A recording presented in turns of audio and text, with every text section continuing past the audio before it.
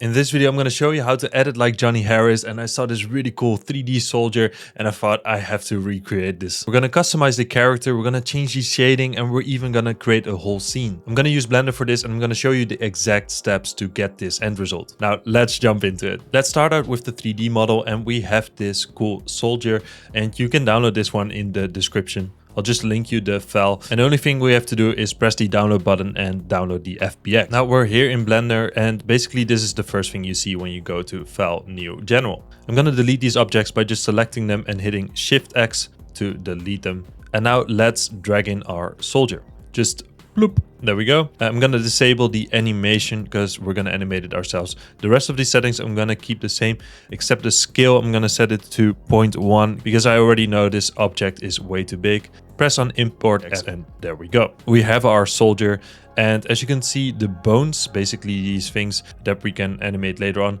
they're a bit messed up. There's a few bones that we can use to basically animate, but I want to get rid of these floating ones. So that's the first thing we're going to do. Go to the top left and change to edit mode. You can also press tab on your keyboard to do so. And now we can literally just select these bones that we want to delete. And if you hold shift, you can add a few of them. You can also click on them while holding shift, because we're not going to use these bones and I just want to have it clean. So fresh and so clean. I think I got all of them now. Not completely sure, but I think we're close. By the way, to navigate, I'm just pressing my middle mouse button to go around this. And I'm just gonna right click and delete selected bones, press delete. So now it's all clean. And one thing I also want to do is basically change the gun, because now the gun is in the hand. I don't want that. I want the gun to be just like Johnny Harris on the back and have him have a phone in his hand. And to do so, we press tab again to go into the object mode. You can also change that in the top left. Now I'm gonna select the gun, and as you can see, it doesn't select the whole gun, and that is because the ammo is separately. You can see it here too. M4 is the gun, M4 ammo is the gun separately. You can hold shift and then select it in here in the hierarchy, or you can also select it in your viewport by holding shift and just selecting them both. Now I don't want this to be part of the bones or like the armature, so I'm just gonna right click it. I'm gonna convert them to mesh. This will basically make sure that they're not part of the bone structure anymore. And this also means that we can move it around. Now you can just go to the move tool and then move it around. As you can see, when you move it, the origin is completely off. So let's fix that first. Let's go to object, set origin, origin to geometry. Just click on that, and as you can see, it will move the origin to the center of the object. That's really nice. And now we can just move it around. And you can also move it around by hitting G on your keyboard and then moving it around. If you then press X, it will just move on the X axis. If you press Z, it will move on the Z axis. And if you press Y, then it will move on the Y axis. I'm going to move it on the Y axis actually, maybe around here. We have to move the pose of the soldier too. But for now, I just want to make it sure that it's basically a bit like here-ish. And then I'm going to press R for rotation. And then the same thing, if we just press Z, it will just move. And also if you hold Control, it will snap every 10 degrees. So we can set it to -90 somewhere around this. Perfect. I'm going to move it a bit out of the way because I'm going to move the soldier first, and then we'll see how we position the gun. Now the pose of the soldier is off. It's now still holding the gun, an air gun that is, or maybe it's playing the trombone. But we want to change this pose, right? So I'm going to select the armature, and then we can go to the top left and change it to the pose mode. This will basically make sure that we can animate or move the bones. And to see the bones a bit better, I'm going to change my viewport shading to the wireframe, and that is in the top right. If we click that, as you can see, we can see the bones. It's just a bit easier to move the bones like this. Now basically my goal is to move as less bones as possible, so I'm not going to start and change these bones in his hands, not yet at least. I'm just going to rotate his body first, and I do that by selecting this middle bone, press R for rotation, and then on the Z axis, so press Z for the Z axis. Let's make sure his torso is more towards the camera or more straight, something like this. I'm also going to rotate this one, and you can also press R and just rotate it like this, and then maybe move your camera around a bit. We can also select this one, maybe move that a bit, and same with this, G on your keyboard, and then you can also move it a bit like this. Then move this, and as you might see, this hand is completely rotated, super unnatural. So let's press R for rotation, and then I'm gonna do it on the Y axis, rotate it so his hand is the normal way up. There we go. and then let's move it so it's more towards the center. Something like this. Then the only thing we have to do is move his head. I see that the bone in the head is completely off. So let's press that and press G on your keyboard, and let's move this to the center, and also press R for rotation. And then basically what I'm going to do is I'm going to rotate it so it's looking towards the camera. Cool. Now we can quickly go to the solid mode so we can see what it will look like. And as you can see, it's really nice. Maybe his hands are still a bit off. They're not really holding a phone, as you can see. So I might actually select this bone and rotate this on the x-axis so it's a bit more like this. Cool. Not perfect, but that's also fine. If there's a phone in here, it should work. Maybe I'm also going to rotate his head. So it's basically looking down more, like just like this. That's cool. So now I'm going to move the gun. As you can see, it's still floating. So we need to go back to the object mode and then select these. And then let's move them more towards his torso or his back. And let's see if we can move this a bit, just like this. Cool. And let's move this down and press R for rotation. And then I want to rotate it on the y-axis because I want to have it stick out a bit, just like this. Cool. Now what I always like to do is first create the scene and then create the shading and all the elements to make it look nice. So what I'm going to do is I'm going to add a plane. I'm just going to go to add mesh and then plane and basically open this plane window in the bottom, and I'm going to change the size to like 200 meters. So it's really big, as you can see. Now I'm also going to add a tree. So we're just going to search for tree. I'm using the Blender Kit plugin. It's a really cool plugin. I don't get paid to say this, but the link is in the description. And we can just drag this tree in here, maybe put one here and maybe put another one here. And that's cool.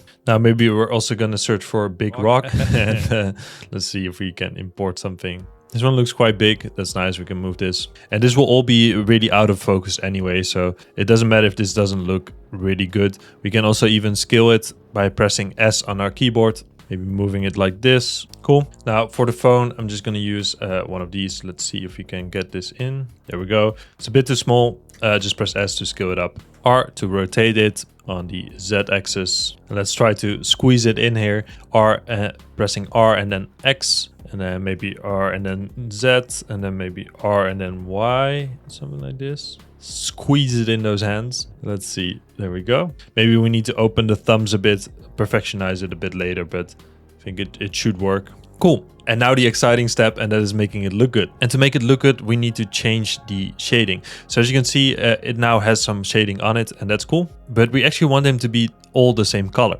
And we do that by going to the material tab, and there's a few materials. We just delete them all. So just press on the minus icon, and then we're just going to add a new one. And we can just change the color to something else. So for example, a bit of a bluish. And as you can see, you don't see the difference. That's because we need to change the viewport. So let's change it to the material preview.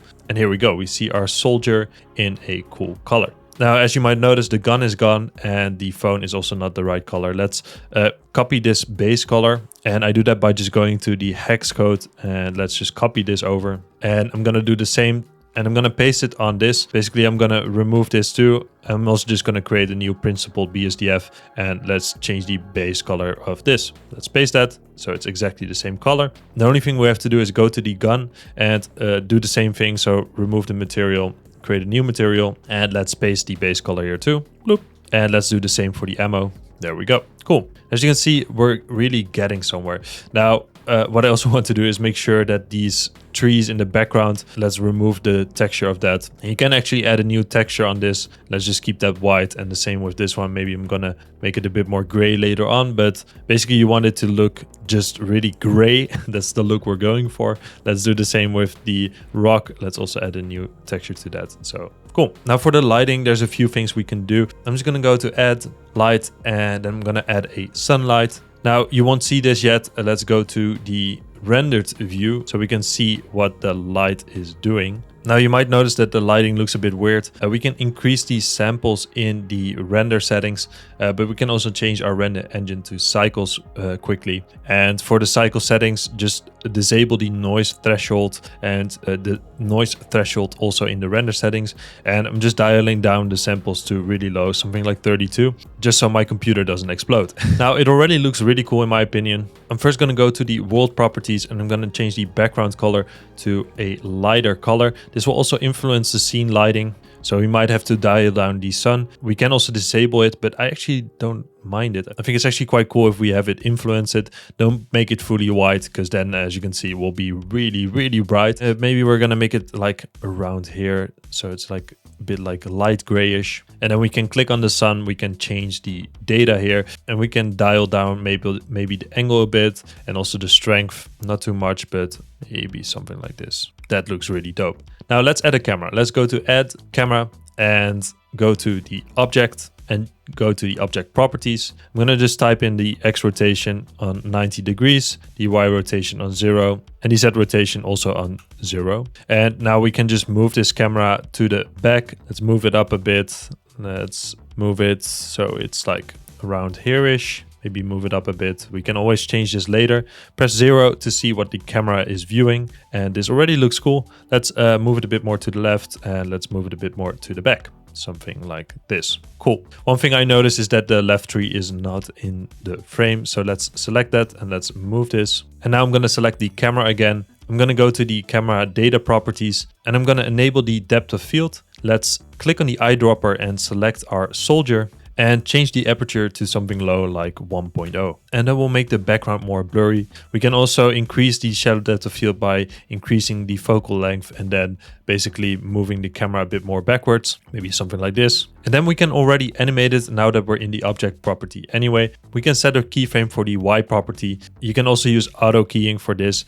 I'm just going to go a bit further into the timeline, so maybe around frame 100, and let's move it towards the soldier. As you notice, the soldier is not really in the center. Let's move the camera a bit more to the left, something like this, and set another keyframe for the Y-axis. And if we now play this back, we already have a cool movement towards the soldier. But as you might notice is that it basically eases in. Now this can be an effect that you want, but I like a continuous movement. So I'm gonna select these keyframes, I'm gonna right click, I'm gonna go to the interpolation mode and change it to linear. So the camera will basically keep moving, and then right when we're at frame 100, we want to change the scene. Now last thing is to render it, and now I won't go too deep into the render settings, but basically we can go to output, change the resolution if you want to, change the frame rate if you want to. Then the output is where it's saved, and then also of course we have the PNG. I always use PNG to export it. And then you go to render, animation, and it will render it. You can also first press F12 to preview an image. And then you get something like this. I will also explain more scenes in the Social Creator Club Pro. So if you want to become a better editor, learn how to make money with editing, get the project files of all my tutorials, including this one, then do join the Social Creator Club Pro.